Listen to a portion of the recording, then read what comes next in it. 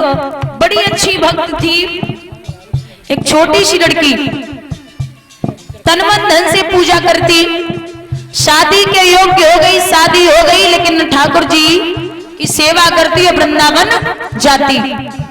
शादी होने के बाद बच्चे भी हो गए, लेकिन वृंदावन धाम जाना नहीं छोड़ा।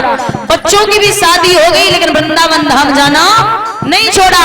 अब बुढ़ापा आ गया तो वृंदावन गई, वहां से ठाकुर जी की मूर्ति लेकर के महाराज घर पे रख ली, वही पूजा करने लगी। भगत मुरली वाले की रोज सेवा करो, बोले कृष्ण को लल्ला समझे, कृष्ण को लल्ला बोले, कृष्ण को लल्ला समझे, कृष्ण को लल्ला बोले। श्याम के प्यार में पागल होई वो प्रेम दीवानी, अगर भजनों में लागे छोड़ी दे दाना पानी, अगर भजनों में लागे छोड़ी दे दाना पानी। प्यार करन में लागी उससे अपने पुत्र समान, भगत के वश में भगवान, भगत के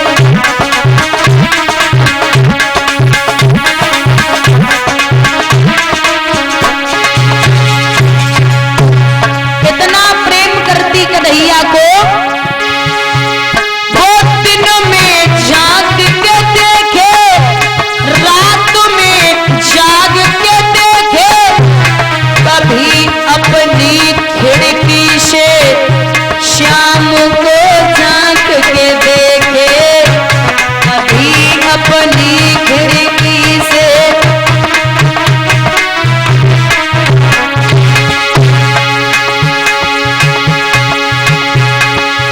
प्यार करन में लागी उससे अपने पुत्र समान, भगत के वश में है भगवान, भगत के।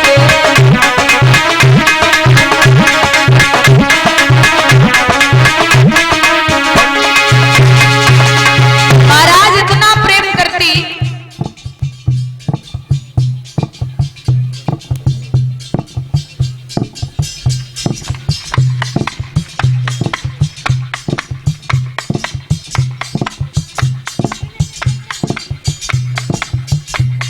इतना प्रेम करती, धीरे धीरे इसने और बढ़ा।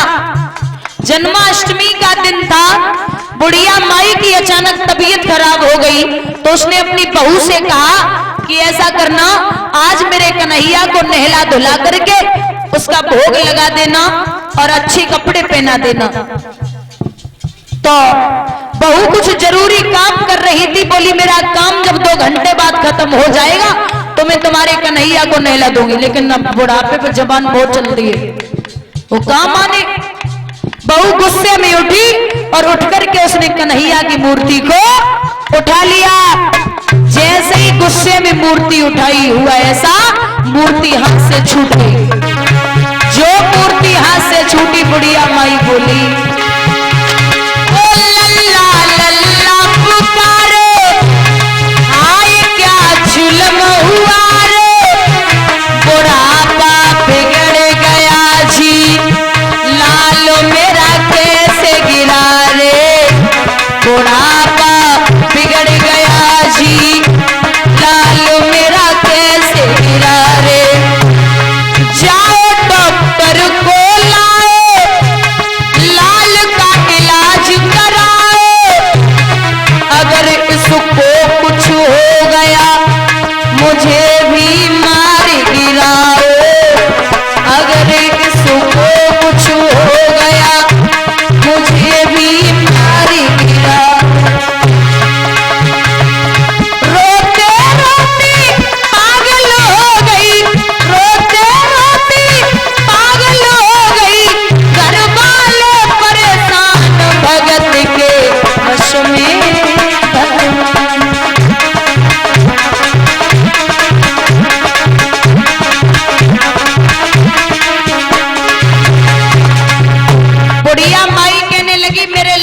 चोट लग गई, अब अच्छे से डॉक्टर को लाओ, इसका इलाज कराओ।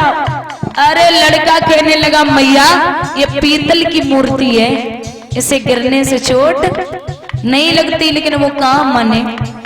पड़ोसी बोले भैया चला जा, डॉक्टर को ले आ। एक डॉक्टर के पास पहुंचा तो बड़ी मुश्किल से डॉक्टर राजी हुआ, बोला मैं तुम्हें दुगनी फीस दूंगा, डॉक्टर साहब चलो और मेरी माँ से कह देना कि तुम्हारा लाला बिल्कुल ठीक है। ठीक है, डॉक्टर पहुंचे और क्या किया,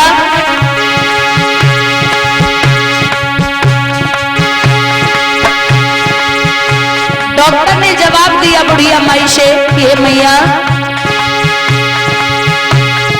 डॉक्टर हंस के बोला ये तेरा लाल सही है, माई चिंता मत करिए कोई तकलीफ नहीं है, माई चिंता मत करिए कोई तकलीफ नहीं है। वो माथा देख के बोले ये तेरा लाल सही है, माई चिंता मत करिए कोई तकलीफ नहीं है माई।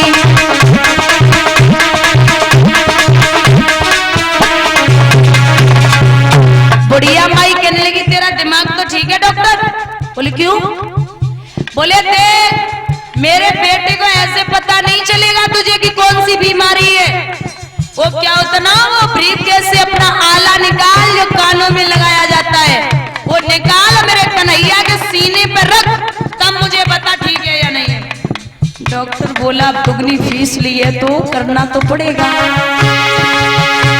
जो इस सीने पे लगाया पसीना जम कर आया, उसने कई बार लगाया और डॉक्टर चकराया, उसने कई बार लगाया और डॉक्टर चकराया। भैया धड़क रहा सीना लल्ला का, धड़क रहा सीना लल्ला का, मूर्ति में तो प्राण भगत के वश में भगवान भगत के।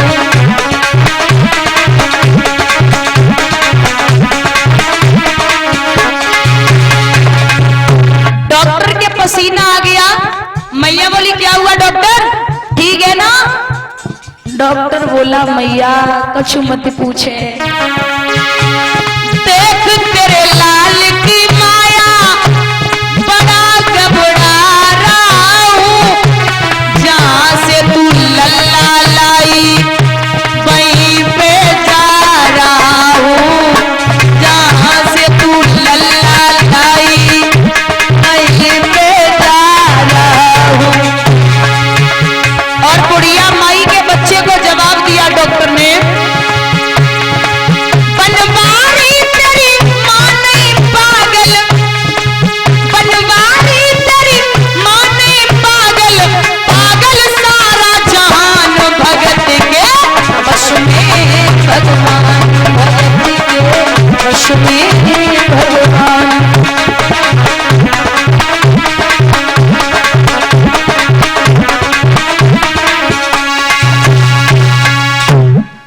बोले वृंदावन बिहारी लाल की।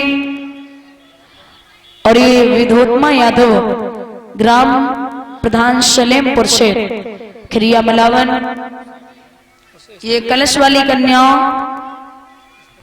जो कलश वाली कन्याएं वो खड़ी हो जाएं, 10-10 रुपए से 10-10 रुपए का दान दे रही हैं और मुझे सम्मानित कर रही हैं। महाराज परीक्षित एकपति जी को वस्त्र दे रही हैं और एकपति जी उनकी पत्नी को एक साड़ी दान कर रही हैं। श्री विधोत्मा यादव ग्राम प्रधान सलेमपुर से भगवान सुख और संपत्ति प्रदान करें, जो भी इच्छाएं हम पूर्ण हो, यही अभिलाषा और आकांक्षा है। देखो होगी शुरू।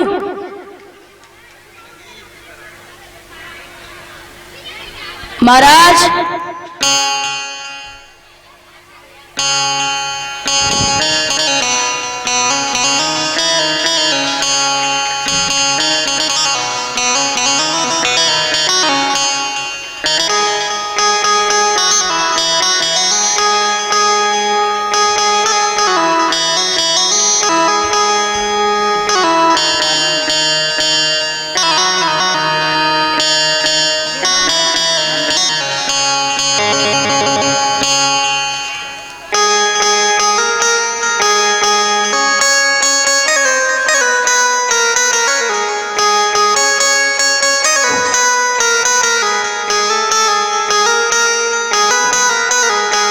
बढ़िया है जा।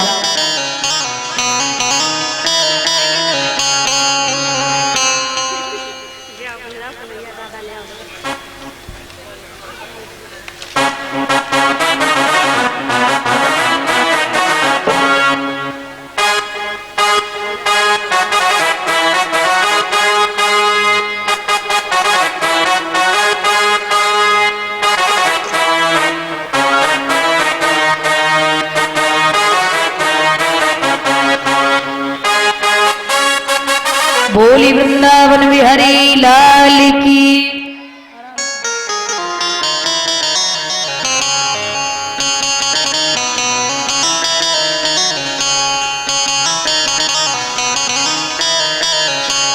और ये लकी यादव 100 रुपये